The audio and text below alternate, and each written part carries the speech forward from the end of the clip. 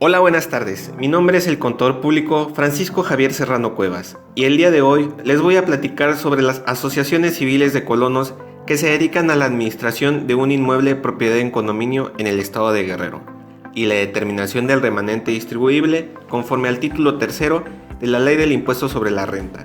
Sin más, comenzamos. Marco legal y normativo. Dentro de las disposiciones legales encontramos en primera instancia a la Ley de Propiedad en Condominio para el Estado de Guerrero número 557, que tiene por objeto regular la constitución, organización, administración y extinción del régimen de propiedad en condominio. Posteriormente está el Código Civil del Estado Libre y Soberano de Guerrero número 358. En él encontraremos los derechos como propietarios que gozan los condóminos respecto de su área privativa. Dentro de las disposiciones normativas están la Ley del Impuesto sobre la Renta y su reglamento, que nos habla de un título específico de contribución de esta entidad financiera y el cual hablaremos más adelante. Está también la Ley del Impuesto al Valor Agregado y su reglamento, que nos dice si los ingresos por cuotas de mantenimiento están grabados o exentos. Y el Código Fiscal de la Federación y su reglamento, que nos amplía las definiciones sobre lo establecido en la Ley del ISR y la Ley del IVA. Constitución de la Asociación Civil. La constitución del régimen de propiedad en condominio es el acto jurídico formal y material mediante el cual se establece esa modalidad de propiedad para el mejor aprovechamiento de un inmueble, en el que dos o más personas teniendo un derecho privado utilizan y comparten áreas o espacios de uso y propiedad común, sin demérito de su propiedad exclusiva. Esto conforme al artículo 5 de la Ley de Propiedad en Condominio para el Estado de Guerrero. Ahora bien, ¿cuáles son los pasos a seguir para constituirse? Primeramente, solicitar el uso de la denominación o razón social en la Secretaría de Economía, para lo cual se nos requerirá registrarnos en el portal www.tuempresa.gov.mx. Ingresaremos hasta 3 denominaciones o razones sociales que deseemos someter a dictamen de la Secretaría de Economía. Existirá un proceso de reserva, resolución y autorización, donde la autoridad evaluará el dictamen si es aprobado o rechazado. Con la autorización acudiremos al notario público para que dé fe de la Constitución y proceda a elaborar el acta constitutiva como lo establece el artículo 9 de la Ley de Propiedad en Condominio para el Estado de Guerrero. El fedatario solicitará los siguientes datos: nombre de los integrantes y sus generales, domicilio fiscal, denominación o razón social, distribución del patrimonio, duración y objeto social, administración y apoderados. Una vez elaborada el acta, se procederá a llevarla al registro público de la propiedad, ya que así lo dicta el artículo 10 de la Ley de Propiedad en Condominio para el Estado de Guerrero.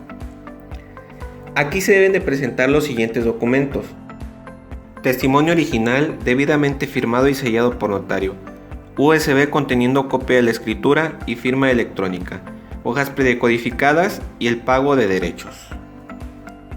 ¿Qué consideramos como ingresos y egresos dentro de un condominio? De acuerdo al artículo 66 de la Ley de Propiedad en Condominio para el Estado de Guerrero, son ingresos las cuotas que se reciban para formar los fondos de administración, de mantenimiento, de reserva y de aquellas partidas extraordinarias que no sean cubiertas por alguna de las anteriores. Para el caso de los egresos, son todos aquellos gastos relacionados con la administración y operación del condominio y que no son individualizados. Es decir, únicamente gastos de las áreas comunes como agua, luz, teléfono, elevadores, seguridad, limpieza, etc. ¿En qué régimen tributan las asociaciones civiles dedicadas a la administración de un inmueble de propiedad en condominio? Las asociaciones civiles de este tipo tributan conforme al título tercero del régimen de las personas morales con fines no lucrativos de la Ley del Impuesto sobre la Renta, cuyas disposiciones aplicables para este régimen se encuentran contenidas en el artículo 79, que nos dice que no son contribuyentes del impuesto sobre la renta las siguientes personas morales. Y en la fracción 18ª encontramos la que nos compete, que son las asociaciones civiles que administren inmuebles de propiedad en condominio. Obligaciones fiscales. ¿Qué obligaciones fiscales llevan estos contribuyentes?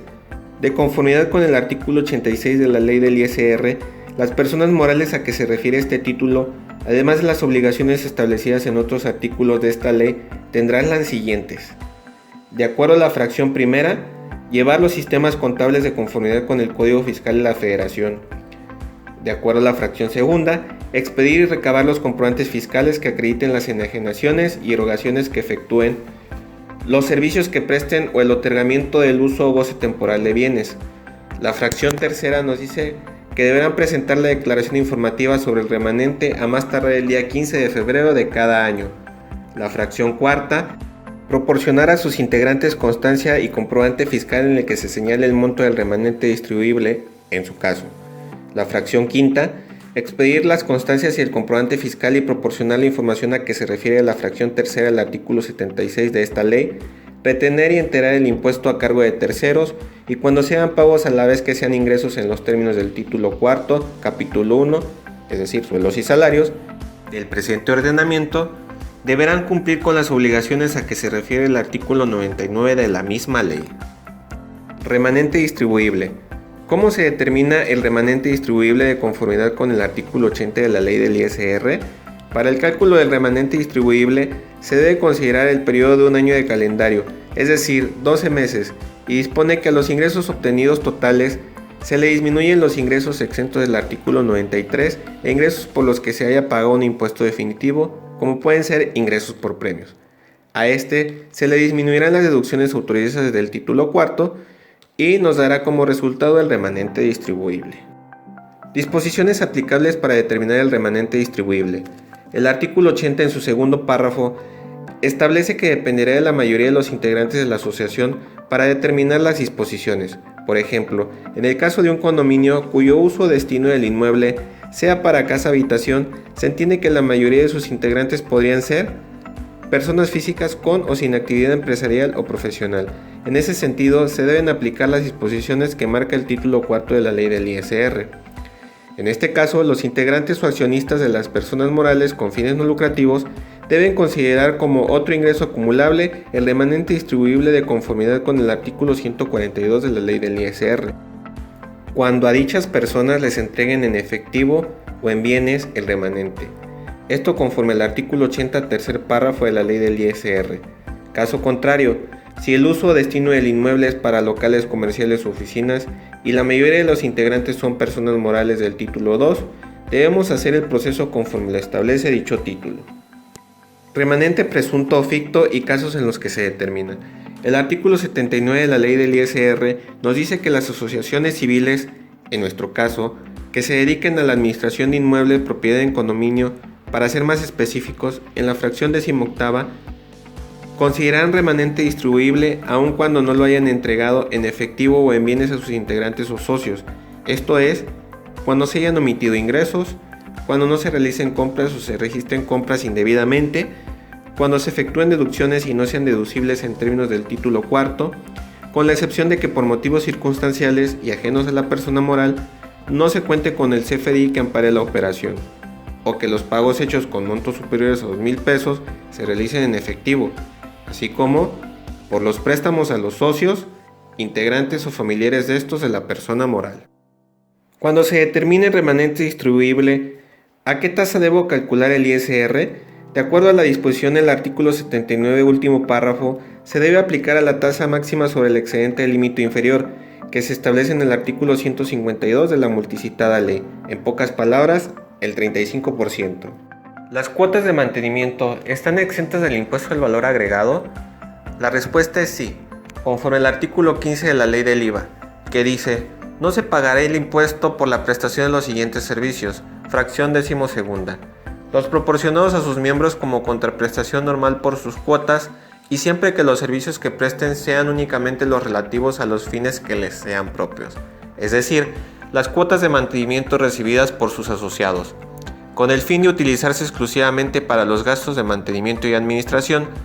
Sin embargo, si le damos una leída al artículo 33 del reglamento del IVA, encontraremos que solo se causará IVA por la parte que se destine a cubrir las contraprestaciones de la persona que tenga a su cargo la administración del inmueble. Este artículo es aplicable en el supuesto de que la asociación civil sea administrada por un tercero, no condómino o no personal subordinado. De esta manera concluyo, esperando que les sirva de apoyo para un mejor entendimiento de las disposiciones legales y normativas sobre este tema. Saludos.